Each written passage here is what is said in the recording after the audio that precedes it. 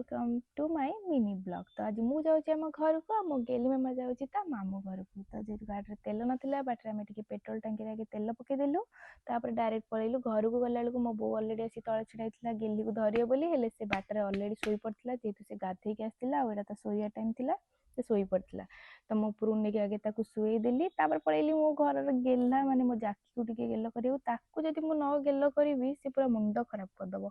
ताकू टे गेल कर पलैली रोसई रे कौन देखिया ये चिंगुड़ी मैरिनेट होती बिरियानी हम बोली ये मो जाकी मत अनाऊँच मत आउरी गेल कर बोली से मुझे सागे खेलदेली आ खाया टाइम हो जाता भोक भी कलानी बो कहली से आगे दम दे दबू चिंगुड़ी से पलैला आगे चिंगुड़ी दम देवा को एठिकी जेहेतु मोर मोर आ मो झीर मेचे सारा जिनस आनी ये दम दे बोढ़ी आम दिजणकर जिनस सिले कर पलि आसला जेहेतु से सिले करे भल तापर मो भाई आ मो भौणी दी जन जाक भेज खाती भेज बिरियानी आउ मो मो बाबा ये बढ़ाई चिंगुड़ी बिरियानी आ पोहला माछ बो बिरियानी कला बेले चिंगुड़ी रे जेहेतु चोपा छड़े नाला मत चोपा भल से छड़े आसेनी बहुत कष्ट छड़े बो मत चिंगुड़ी चोपा छड़े दूसरा खाया से टाइम रे मो झी उठ जाइए ता मौसी सहित ये खेलुची सहित ये धरी गेल कर खेलौची संध्या टाइम हो जाता आम घर बरा आलू कषा छणा होता गरम गरम टे खाईदेली आई टाइम वर्षा पवन जोर आसला खाया तो बढ़िया लगुला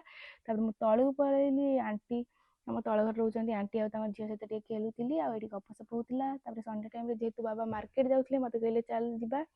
मुझे सहित टे मार्केट पलैली गोटे चिन्हा आंटी दुकान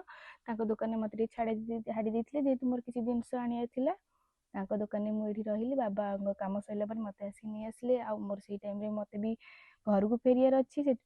सीमा आम आंटी पूरी आउ बुट डाली आलू नड़िया पूरी तरकारी करते मत देले गरम गरम खाईदेली मु खाई सारा